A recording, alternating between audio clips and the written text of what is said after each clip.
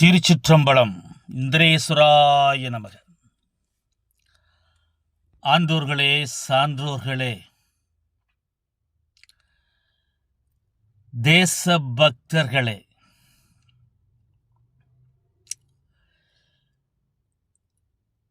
பகல்காம் தாக்குதல்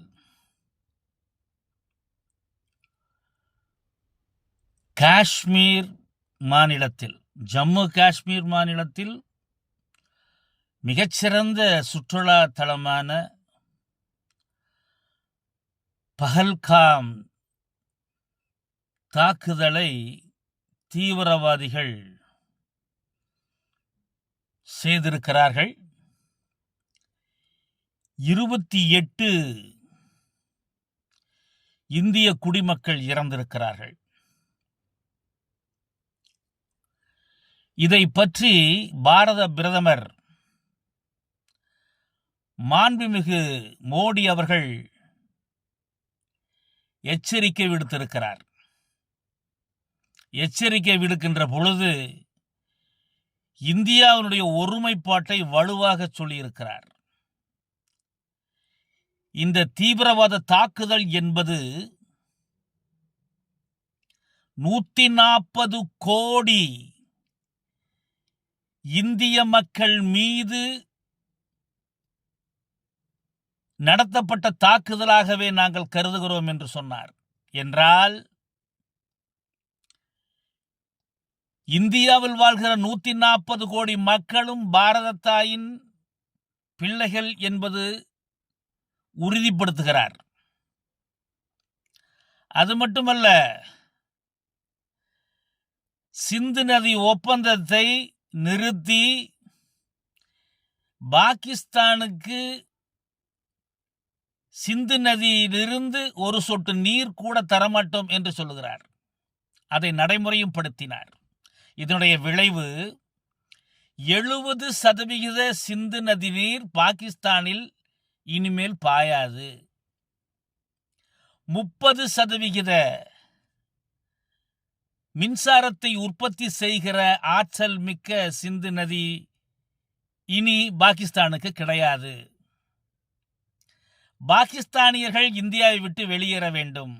இன்று 28ஆம் தேதி என்று கடைசி நாள். ஆகவே அனைவரும் வெளியேறிவிடுங்கள் இந்தியாவை விட்டு என்று சொல்லியிருக்கிறார். சிந்து நதிதான் அங்கு 70% நீராதாரம். சிந்து நதிதான் அங்கு உணவு களஞ்சியமாக இருக்கக்கூடிய நிலப்பரப்புக்கு நீர் ஆதாரமாக திகழ்ந்து கொண்டிருக்கிறது. இதை துணிச்சலாக செய்கிறார் என்றால், பாகிஸ்தான் என்ற நாடு அண்டை நாடாக இருந்து கொண்டு 1947, 1965, 1971,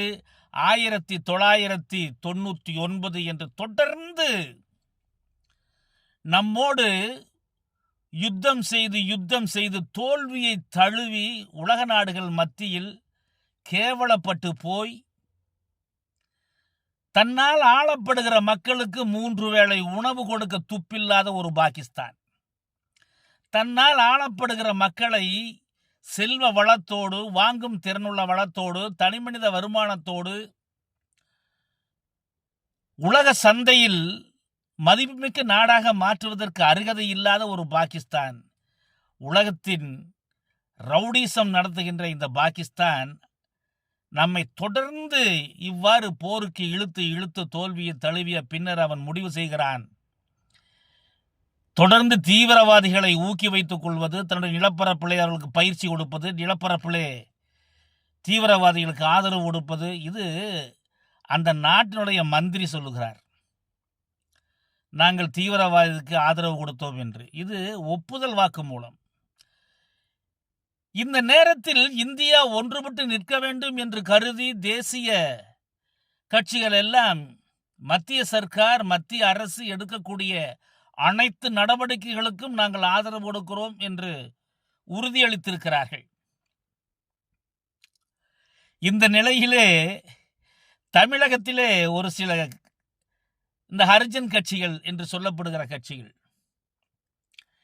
இவர்களெல்லாம் தேர்தல் கால பிச்சைக்காரர்கள். அமைதியா இருக்க வேண்டும். இந்த நேரத்தில் மாநில அரசுகள் இந்தியா முழுவதும் அமைதியாக இருந்து கொண்டிருக்கின்ற நேரத்திலே திருமாவளவன் போன்ற இந்த தேர்தல் நேர பிச்சைக்காரர்கள் எல்லாம் மிக கேவலமாக அமித்ஷா ராஜினாமா செய்ய வேண்டும், பிரதமர் ராஜினாமா செய்ய வேண்டும் என்று குரல் எழுப்புவது அறிவெளித்தனத்தை காட்டுகிறது. கேட்டால் நான் ஆதங்கத்தில் சொல்லிவிட்டேன் என்று சொல்வது, இதெல்லாம்